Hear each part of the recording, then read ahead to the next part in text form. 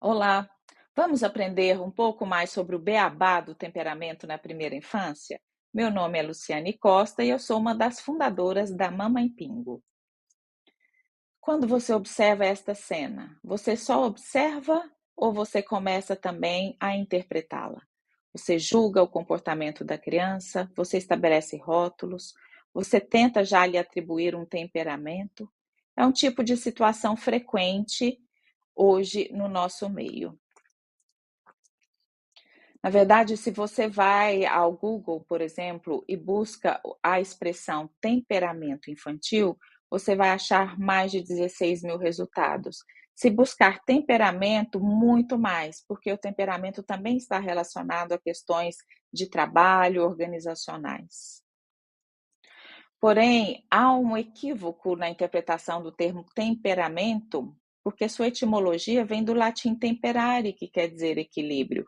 E em inglês, por exemplo, a expressão para birras, acessos de raiva ou choro é temper tantrum. Só que estudos de pesquisadores consagrados e muito reconhecidos, como Michael Potegal, entendem que as birras independem do sexo ou do temperamento da criança, mas são muito influenciadas pela forma que nós agimos com elas. Na verdade, para pesquisadores psicólogos do mundo moderno, essa questão de temperamento, de personalidade, é realmente uma torre de Babel, com muitos estudiosos falando línguas diferentes, ou às vezes aparentemente falando até a mesma língua, mas interpretando determinados construtos de forma também diferenciada, o que nos deixa mais confusos e às vezes buscando definições simplificadas e que às vezes não podem ou podem não ser as mais adequadas. O que é temperamento? Temperamento, então, é um dos componentes da personalidade, do que nos torna pessoas. Ele inclui características como nível de energia, capacidade de resposta emocional, o comportamento, humor, o ritmo de resposta, a nossa inibição e a vontade de explorar também. Há várias teorias tentando explicar o temperamento, e eu cito uma que é uma das que foca muito no biológico, que parece que é o que a gente mais aceita ou é mais fácil de entender. Então, a teoria da epigenética acredita que o gene ele é modulado e produz o fenótipo do temperamento. Ou seja, o temperamento não é só resultado da nossa biologia, da nossa genética. Ele poderia ser mudado, ou as nossas características, o fenótipo, seriam mudadas conforme as nossas experiências, que é o que também se fala da questão do que é a minha natureza de quando eu nasço e das experiências que eu passo. Então, natureza versus experiência, o temperamento pode ser adaptável conforme as interações da criança com os pais e as experiências que ela viverá.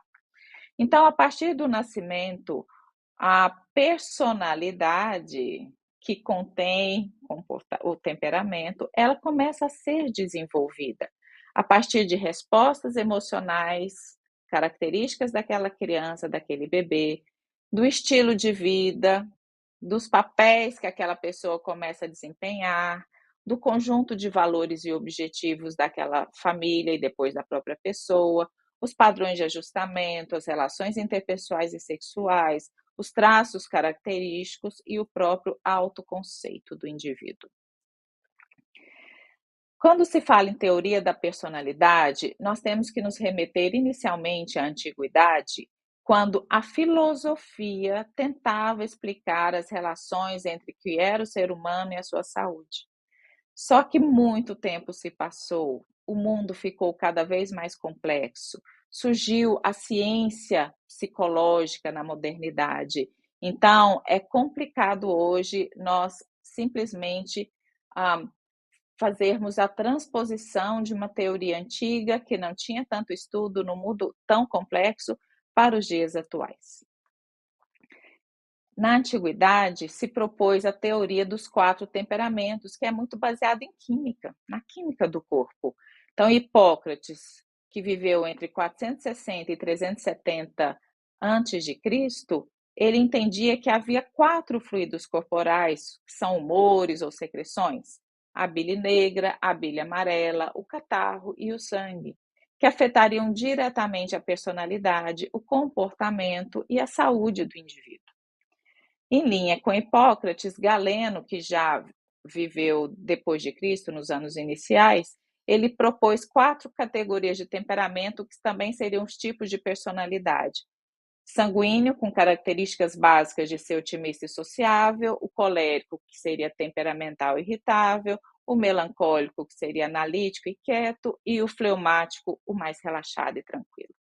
Porém, a psicologia da personalidade, surgida a partir do século XX, entende que há personas ou máscaras que são presentes em todos os seres humanos e se formam antes mesmo da gente ter uma atitude, de a gente ter um comportamento ou uma reação motora.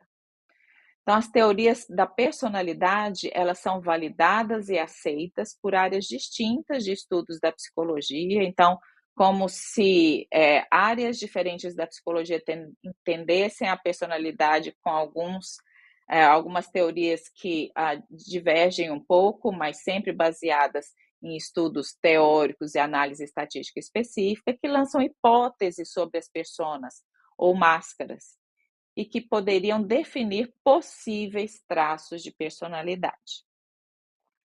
Pensa hoje que a teoria da personalidade, ela é como se fosse uma equação muito complexa, onde os traços de personalidade, junto com os atributos do meio ambiente, me trazem características mutáveis e outras mais rígidas sobre a minha individualidade.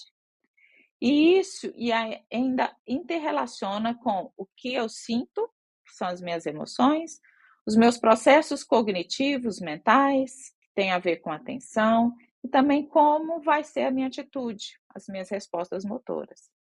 Então, é muito complexo nós tentarmos atribuir cada uma dessas variáveis, que são diversas para cada indivíduo, em grupos definidos de tipos de temperamento.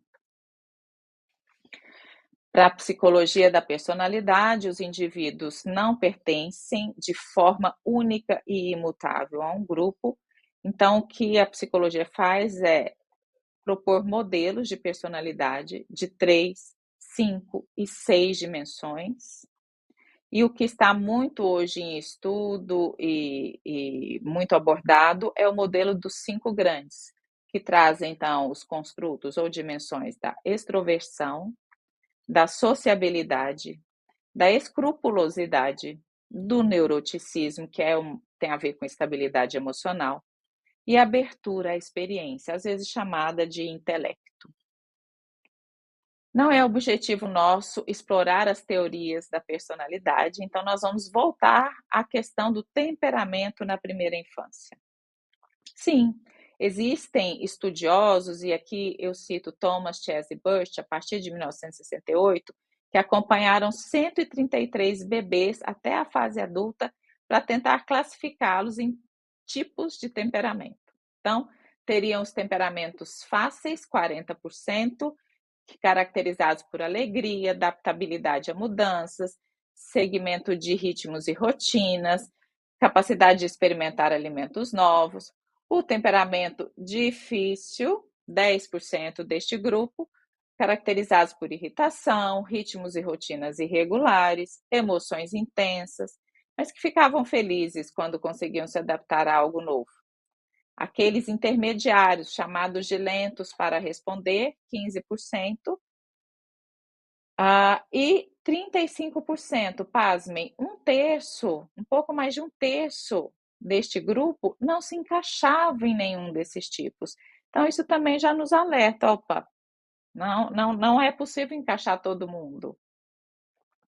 O que se fala hoje, então, na psicologia é que não existe um consenso sobre quantidade e categorias das dimensões de temperamentos. Estão falando dimensões e não tipos.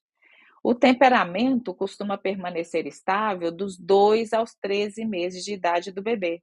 Depois, ele é mais influenciado pelo ambiente, conforme as interações da criança com os pais e cuidadores, com sua cultura e com suas experiências.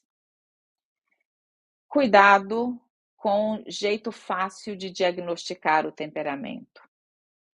O diagnóstico do temperamento da criança deve ser feito por psicólogos. Por quê? Porque eles estudam em profundidade e estabelecem essas mudanças sobre o temperamento, o caráter ou os traços da criança.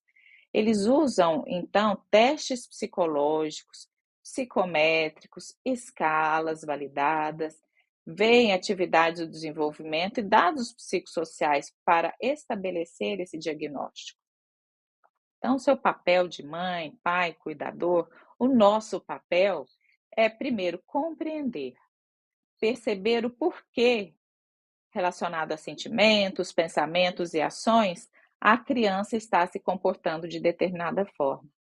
Não compare a criança aos irmãos, vizinhos e amigos, porque cada criança é única. Então, você acolhe a subjetividade da sua criança e tenta entender como melhor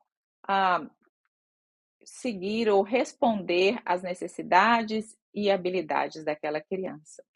Mas podemos dar algumas dicas de cuidados responsivos voltados ao temperamento. Invista mais tempo em novas atividades com crianças que demoram mais a aceitar situações novas, como ir para a creche, escola. Evite atividades de longa duração com crianças muito ativas. Exponha novos desafios a crianças que apreciam novidades. Você saberia também citar outras dicas para ter cuidado responsivo, pensando no que seria o temperamento da criança? É importante você saber que as pesquisas mostram que atitudes das mães com as crianças podem fortalecer ou enfraquecer as características temperamentais imutáveis, como a timidez. Então, se você aceita que a criança que parece tímida não vai mudar nunca, talvez você se iniba em tentar ajudá-la a adquirir a habilidade de talvez enfrentar um pouquinho aquela timidez, enfrentar mundo novo, situações novas. E reconheça que a autonomia é muito importante para estabelecer a verdadeira personalidade da criança. Pense nisso, a criança precisa ser estimulada na sua autonomia dentro das suas habilidades e da capacidade e do ambiente que ela vive. Enfim, qual o temperamento da criança? Nosso objetivo aqui foi te tranquilizar com a relação que categorizar temperamento é algo muito complexo e isso poderia te deixar tranquila do ponto de vista, meu filho não pode não ser assim para sempre. Então, é complexo e sem consenso. Se você estabelece padrões, isso pode prejudicar a aquisição de novas habilidades e promovendo uma educação respeitosa, considerando a subjetividade da sua criança, é importante para todo este complexo do desenvolvimento pleno infantil. Porque sua filha ou seu filho não cabe em uma só caixinha. E você também não.